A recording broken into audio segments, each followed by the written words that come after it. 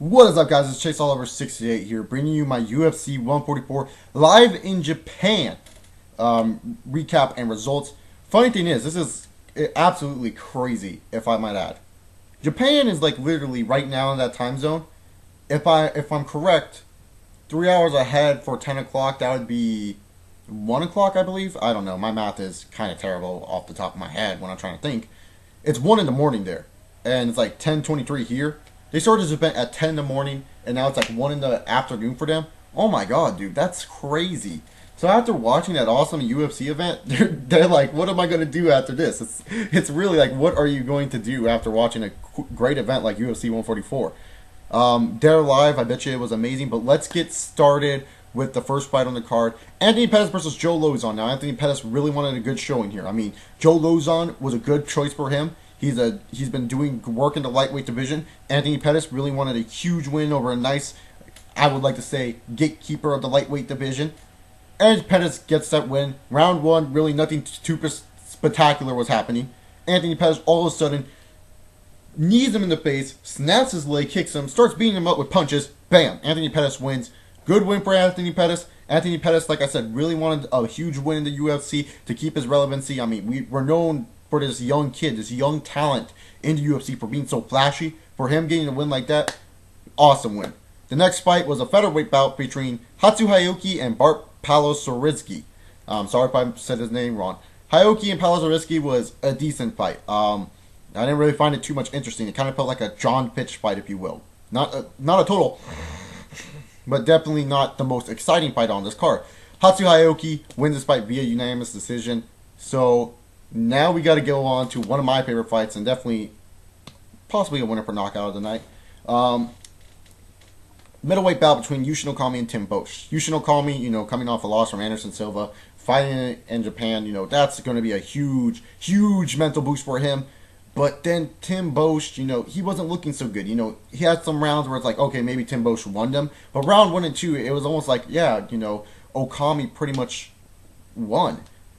All of a sudden, Tim Boesch comes out of nowhere, hits him with a huge uppercut. Okami just goes stiff, goes down, upset for Tim Boesch, and this is big for Tim Boesch. Tim Boesch is a very strong middleweight. He's kind of big for a middleweight, and he could fight light heavyweight, but hey, you know what? This is a huge win for Tim Boesch. I mean, Okami, whether we like it or not, is a top middleweight fighter in the UFC. There's no doubt about it. He's a top contender if he wins a couple of fights.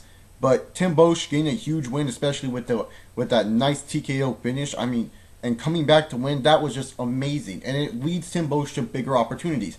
Tim Boesch is a guy that the UFC could really use because, to be honest, out of Chael Sonnen and Anderson Silva in the middleweight division, who are the other people that stand out the most? There really isn't that much people.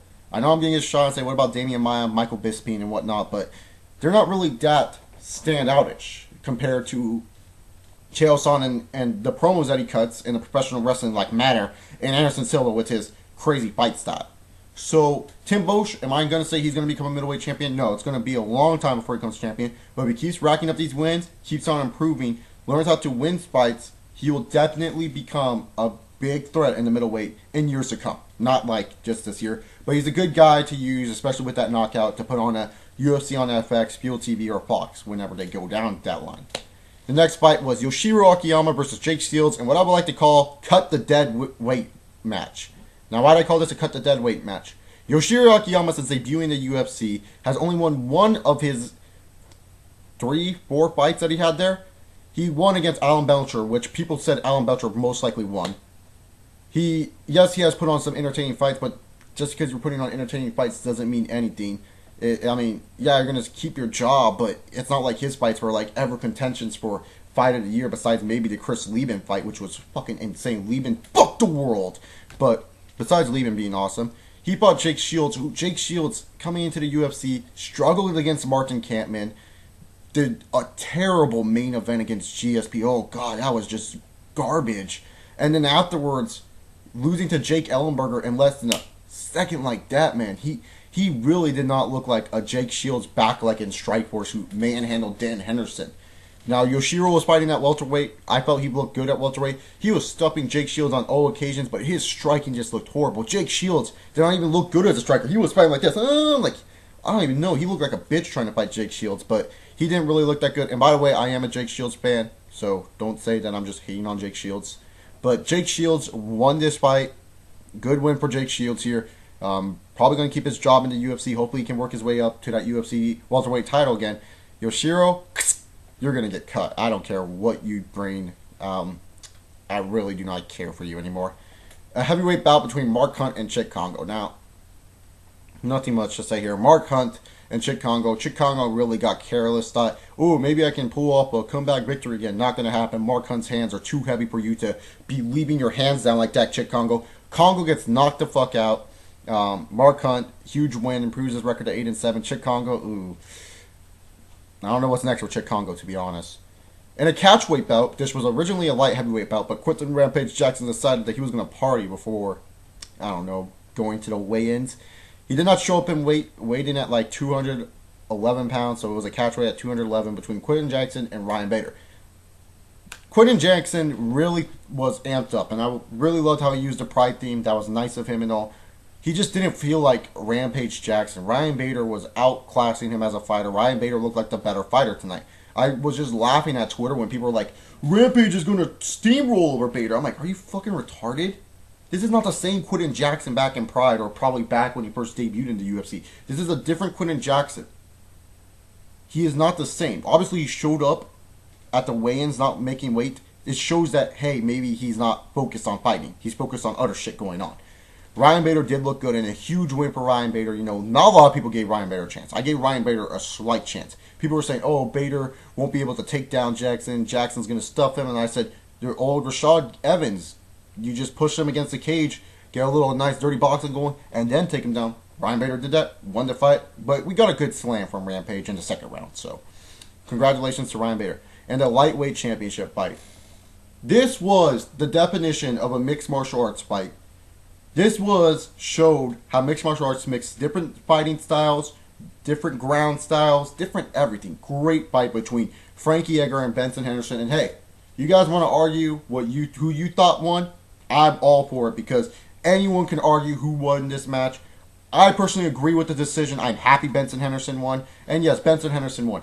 All 5 rounds, these guys were giving it their best. You know, in the second round, yeah, it really started to kick out. You know, this fight was like more like a feeler in the beginning. And all of a sudden, Benson hit this huge up kick, and it was like, oh, shit's about to go down. And shit was going down. Frankie Edgar started dominating the third. And then during the 4th round, Henderson got this crazy guillotine. And I literally thought Edgar was going to just pass out. I was like, Edgar is not a guy to tap. I thought at one point, Edgar, when he was trying to push the arms off of Henderson to loosen that guillotine, I was like, okay, he's trying to gnaw off the fingers, but he's not going to get it. And then all of a sudden, I saw his hands go like this, and I'm like, oh, is he going to tap? No way. Oh, this is going to be crazy. He got out. I was like, oh, my God, that was insane shit by Frankie Edgar.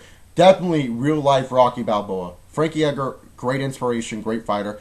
Benson Henderson, though, ultimately walks out as the UFC champion for the lightweight division. You know, he did the most damage on Frankie Edgar, so I agree with that. I know Frankie landed more strikes, but I felt Benson Henderson, he landed the most damage. And seriously, dude, he was not looking that phased at all during the rounds. This was him during the rounds. Like, motherfucker was like this. All right, let's go. You know, he was just all down for it. So, pretty much really good card for the UFC. Really did like it. Congratulations to Benson Henderson, the new lightweight champion. I'm a fan of both Frankie Edgar and Benson Henderson. Everyone has a right to argue about who should have won this match. A definite rematch in the near future. I would not bitch or moan for it. But Benson Henderson, welcome to becoming a UFC champion. I'm glad you're a champion. Frankie Edgar, you had a great run. I'm glad to have witnessed you as champion, especially with the great fights you put against Maynard both times you fought him. So overall, let's go with the MVP of the night, the fight of the night, KO of the night, submission of the night. No submissions, really, so I'm just going to go straight to the MVP of the night. I got to get my MVP of the night, and I know Benson Henderson won the lightweight title, but it was such a close battle, so I'm going to give it to Ryan Bader. I thought Ryan Bader really looked good tonight. He outsmarted Rampage, out-wrestled Rampage, pretty much lived up to above everyone's expectations of him tonight. So, Ryan Bader, MVP of the night for me. Knockout of the night, I got to go with Mark Hunt. Losers of the night, Cheick Kongo and Yushin Okami get co-losers of the night. Cheick Kongo because he acted like he was some tough shit and gets knocked the fuck out. And then Yushin Okami for not being able to protect his fight lead and get knocked out from Tim Bosch so easily. I know super reason to give them losers tonight, but it's my opinion. And fight of the night, obviously, I talked about it, lightweight title bout between Frankie Edgar and Benson Henderson. If you guys like this UFC video, subscribe if you haven't. Comment down below your thoughts. Who did you think win the lightweight title? I personally thought Benson won. You can argue with me, down to argue MMA all the time. So anyways, this is Chase Oliver 68. Most likely we'll be doing a UFC on FX recap between, what's his name? Demetrius Johnson and Ian McCall, and Joseph Benavidez versus the little Asian dude for the flyweight tournament, and also Thiago Alves versus Martin Kampmann. This is Chase Oliver 68, and I say peace.